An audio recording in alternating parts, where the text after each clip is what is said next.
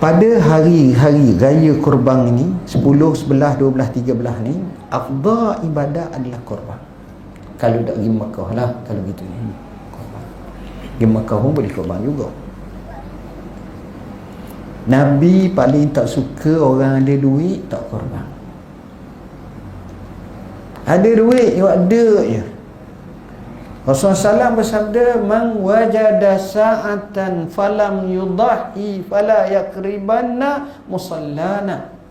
Siapa yang ada keluasan harta tapi dia tak korban, tak payah marilah tempat semayang kita. Itu bahasa apa? Bahasanya tak patut sangatlah. Ada duit tak korban. Korban tuan-tuan. Kerana korban ini syafaat untuk kita pada hari kiamat. Nabi SAW sebut dalam hadis panjang, di ujung hadis Nabi kata, fa innaha ta'ti yaumal qiyamati biquruniha wa azlafiha wa asy'ariha. Menatang korban yang kita korban itu akan datang pada hari kiamat dengan tanduknya, dengan kuku-kukunya, dengan bulu-bulunya. Itu nak.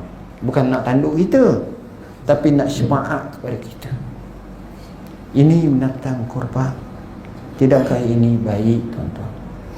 Tuan-tuan, beri makan kat orang fakir, orang miskin. Ada orang tak temu daging, tiba-tiba dapat daging. Alangkah baiknya.